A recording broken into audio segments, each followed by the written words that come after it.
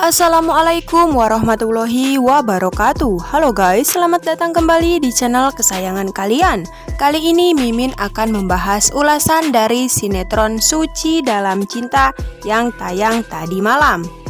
Tapi sebelum lanjut ke dalam isi videonya, alangkah baiknya jika kawan semua yang baru saja nyasar ke channel ini, jangan lupa untuk tekan tombol like, komen, dan subscribe-nya.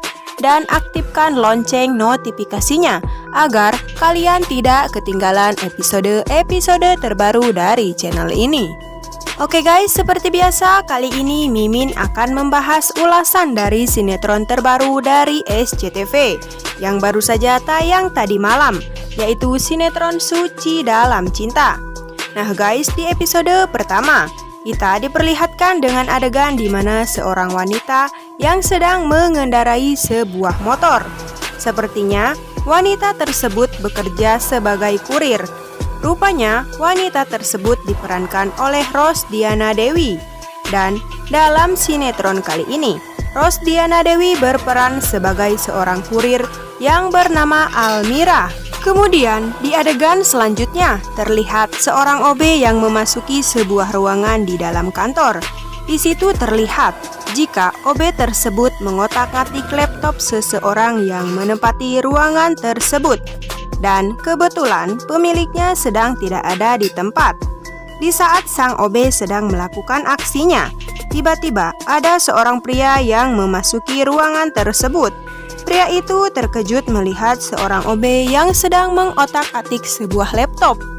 Kemudian pria tersebut langsung mendehem. Sontak saja sang OB pun terkejut. Selanjutnya pria itu bertanya kepada sang OB tersebut tentang apakah yang sedang dilakukan oleh OB tersebut. Namun OB itu beralasan jika dirinya sedang membersihkan ruangan tersebut sambil beranjak pergi. Namun saat sang OB hendak pergi, pria itu menahannya dan sekali lagi bertanya dengan tegas kepada sang OB. Dan di saat kedua orang sedang bersih tegang, tiba-tiba saja Eza Gionino yang berperan sebagai Kinan masuk ke dalam ruangan itu dan bertanya kepada pria itu, apa yang sedang terjadi? Namun pria itu menjawab tidak apa-apa. Kemudian pria itu bertanya kepada Kinan, apakah sebelum Kinan pergi, posisi laptopnya tertutup ataukah terbuka? Kinan pun menjawab, jika laptopnya dalam keadaan tertutup. Selanjutnya pria itu menyuruh Kinan untuk mengecek laptopnya, karena ditakutkan jika sang OB mencoba meretas informasi penting dari laptop milik Kinan. Kinan pun mengeceknya. Dan benar saja, sang OB telah meretas data pribadi dari perusahaan Kinan. Kemudian Kinan mencecar sang OB dengan berbagai pertanyaan, mulai dari siapa orang yang telah menyuruh dan membayar pekerjaannya itu. Sang OB pun ketakutan dan meminta maaf kepada Kinan. Sang OB pun mengatakan jika dirinya telah disuruh melakukan hal tersebut oleh seseorang yang bernama Rafa. Kinan pun terkejut sekaligus marah setelah mendengar hal itu. Selanjutnya, sang pria mengatakan jika hari ini Rafa telah diangkat menjadi CEO di perusahaan ayahnya. Kinan pun semakin terkejut. Kemudian Kinan menyuruh pria itu untuk mengurus si OB, sementara ia sendiri akan mendatangi Rafa. Sedangkan di tempat lain terlihat Almira yang sedang bekerja. Kemudian tiba-tiba saja ibunya menelpon dan memberitahu Almira jika rumahnya saat ini sedang diobrak-abrik oleh debt collector. Para debt collector itu pun marah karena tidak ada satupun barang yang berharga untuk dijadikan sebagai jaminan. Selanjutnya debt collector itu mengambil handphone yang berada di tangan Ibu Almira untuk dijadikan sebagai jaminan. Ibu Almira pun memohon kepada sang debt collector untuk tidak mengambil handphonenya, dan ia berjanji jika anaknya sedang berada di jalan dan akan segera pulang sambil membawa uang. Mengetahui ibunya sedang terancam, Almira pun memohon kepada para debt collector untuk tidak mengambil handphonenya, dan ia berjanji bahwa ia akan segera pulang sambil membawakan uang. Sedangkan di sisi lain terlihat Jeffrey sedang menggiring OB tadi. Dan kebetulan mereka berdua berpapasan dengan ayahnya Keenan. Ayah Keenan bertanya kepada Jeffrey, mengapa dirinya bertindak kasar kepada OB di perusahaannya. Jeffrey pun menjelaskan, jika sebenarnya OB tersebut adalah OB gadungan yang diperintahkan oleh Rafa untuk meretas informasi penting milik perusahaan dari Keenan. Orang tua Keenan pun terkejut setelah mendengar pernyataan dari Jeffrey.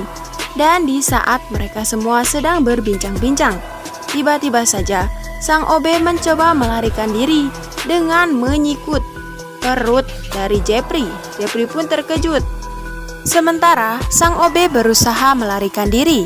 Di saat sang OB berlari, tiba-tiba saja Pak Satpam lewat. Jeffrey pun meminta Pak Satpam untuk menangkapnya. Akan tetapi, Pak Satpam gagal untuk menangkap sang OB tersebut. Di adegan selanjutnya, terlihat Rafa sedang dinobatkan menjadi CEO di perusahaan ayahnya yang bernama Belanja.com. Dan di saat Rafa sedang diwawancarai, tiba-tiba saja Keenan menghampiri dan tiba-tiba berkata, jika Rafa, sepupunya itu sudah bersaing secara tidak sehat. Yang mana, pada saat perusahaan milik Keenan memiliki inovasi terbaru, perusahaan milik Rafa pun pasti memiliki inovasi yang sama. Jika hanya sekali atau dua kali, oke, bisa dibilang itu kebetulan. Akan tetapi, jika hal itu terjadi selama bertahun-tahun, maka menurut saya tidak, kata Keenan kepada semua orang. Rafa pun berkata kepada Keenan, jika tuduhan yang dilontarkan oleh Keenan terhadap dirinya adalah bentuk rasa irinya terhadap Rafa, karena Rafa lebih baik darinya. Kemudian Keenan berkata kepada Rafa, jika memang benar, maka buktikan, bukan hanya omongan dan kecurangan yang kau lakukan. Rafa pun mulai merasa kesal kepada Keenan. Kemudian Rafa memanggil para security untuk membawa Keenan keluar. Keenan pun berkata kepada Rafa, jika dirinya belum akan pergi dari tempat itu apabila Rafa belum juga berkata jujur kepada semua orang dengan mengatakan jika dirinya sudah berlaku licik. Wah guys, bagaimana menurut pendapat kalian? Bukankah alur ceritanya sangat menarik? Makanya, jangan lupa untuk terus pantengin channel ini agar kalian tidak ketinggalan episode-episode dari sinetron Suci Dalam Cinta yang tayang setiap hari hanya di SCTV. Dan bila ada kata-kata yang salah dan ucapan yang kurang tepat dari Mimin, sekali lagi Mimin mohon maaf. Wassalamualaikum warahmatullahi wabarakatuh.